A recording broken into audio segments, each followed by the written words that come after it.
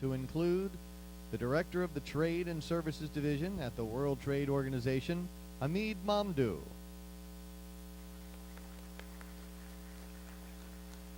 The lead economist for the Development Research Group at the World Bank, Aditya Mattu. And the rapporteur for this panel is the former Director General, U.S. and Foreign Commercial Service, the Honorable Israel Hernandez. And now, Ambassador Stevenson. Thank you very much. Is this the one that doesn't work? Okay, no, okay, works. Let me add my thanks to everyone so far, to the Coalition of Service Industries, Bob Bastine. I've had the pleasure of working with Bob and with the coalition for several years, and this is including during the period of time that I was the chairman of the NAMA negotiations, so where they never stopped talking to me and giving me their support. So they're obviously a very forgiving bunch of people. The theme that we've been given this afternoon is the Doha Development Agenda, its promise and its reality. And I don't think you could find a better couple of speakers to address that question. First of all, you have the brains behind the Doha services negotiations, Hamid. He's the evil genius behind the chairman of the negotiations, Fernando de Matteo. He also, in large measure, authored the GATS, dealt with the issues of the legal language of the GATS. So there isn't much of a greater expert to address questions of multilateral services policy. I can also tell you, as can a couple of others in the audience, that he's a mean piece of work on a soccer field as well. We also have one of the most active and prolific analysts of services trade policy, in Aditya. So I don't think you can address your questions on the round and its value to a better panel. There's not too much that I'm going to be able to add to their report and their analysis, but I'm delighted to be here because I have a couple of questions of my own about how this is going on. And my questions, given the fact that I do participate in the negotiations as Canada's chief negotiator to the WTO, where I'm confused might be somewhat instructive to you. First of all, since Canada did pay my ticket down, I do have to take just a moment to advertise the Canadian position in respect of these matters. And I would just want to say that services trade and services trade in these negotiations is important to Canada. It's most of our GDP, it's most of our jobs, including some of our highest paying jobs. It's the fastest growing part of our trade. So Canada has a lot at stake in the negotiations. We have a lot of very competitive service sectors that are looking for expanded markets abroad.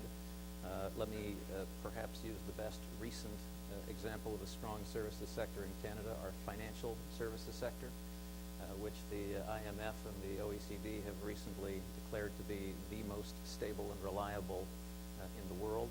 So I recommend them to you. Canada has one of the most open services markets in the world, and I mean bound in the Uruguay round open services markets. And despite that, we made a very strong offer in May of 2003 and a strong revised offer in 2005, including in areas such as modes 3 and 4. So I think our participation speaks for itself. We do think it's important. And let me just say that another way. We don't think that we could agree an outcome to the Doha Development Agenda that didn't have a strong services component. We don't think that we could sell that deal at home. Let me just ask my own couple of questions to the panel.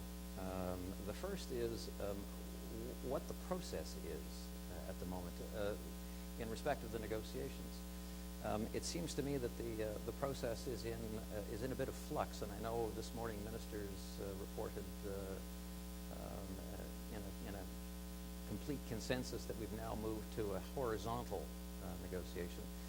I have to tell you that in the meetings that I attend, it's not clear yet what that means. You know that we started these negotiations. We had an agreement at Hong Kong, as was noted earlier, on a sequence. And that sequence was important because for many members, particularly developing country members, agriculture has to set the bar for ambition in the round. And that's for a number of tactical reasons, perhaps for many countries, including because agriculture is where the deepest trade reform, frankly, is required. Trade policy reform. But as well, it was for a number of practical reasons as well. There was an agreement at Hong Kong that the first balance that would be struck would be with NAMA, with industrial tariffs. That's what paragraph 24 of the of the Hong Kong Declaration says, an equally high level of ambition. Then the balance was to be struck with services, recognizing that it takes longer to amend your services offer. So it's for practical reasons as well. But more recently, there's been a bit of a shift in the discussion. First of all, there is the issue of the time frame. If we're really going to conclude in 2010, it means that all of the process needs to be compressed into just a few months. And so things that were intended to be farther apart will be closer together for practical reasons. As well, there are some countries who in recent months have suggested that there should be no negotiating after modalities in agriculture in NAMA. That is to say that there will be no part of the modalities, which was a possibility that had always been left open. It's still in the draft modalities. And the proposal is that there will be no negotiating after modalities, and that has a profound effect on the nature of the organization, the process of the negotiation itself, the process that we're going to follow. For one, it means that you, or at least some countries like Canada, need more clarity on how flexibilities will be used by developing countries, and whether or not there will be participation in sectoral agreements in NAMA, for example. Just a higher level of certainty when we agree the modalities. And this has an effect on services as well. For countries like Canada, if there will be no negotiating after modalities, we need more certainty at modalities about what's on the table in respect of services. And it's not clear to me in the process that we are following at the moment in Geneva what shape that certainty will have. Mr. Lamy began to speak of, what was his phrase? It was the no surprises approach. And that was our phrase for about a week and a half until someone was offended.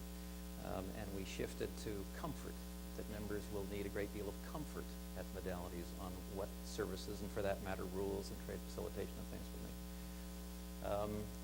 And so the Brazilian ambassador then took a phrase from the Christmas Carol and said it's comfort and joy that we're looking for. But whatever it is, whatever you want to call it, it means that we're going to need a good deal of certainty at modalities in order to agree to proceed. And that's a little bit different than the sequence that we had before, and maybe Hamid can explain how exactly that's going to work and what that's going to look like at modalities. The other thing that I'm a bit confused about is what's on the table. What's the substance of the deal? When we came out of the signaling conference last July, we had surprised ourselves a little bit. We all felt pretty good about the level and the quality of offers that had been made. But I think it's fair to say that almost all of those offers were bindings, and they were not new market access, deeper market access in almost any sector. And although recent months have proven to us that bindings have value,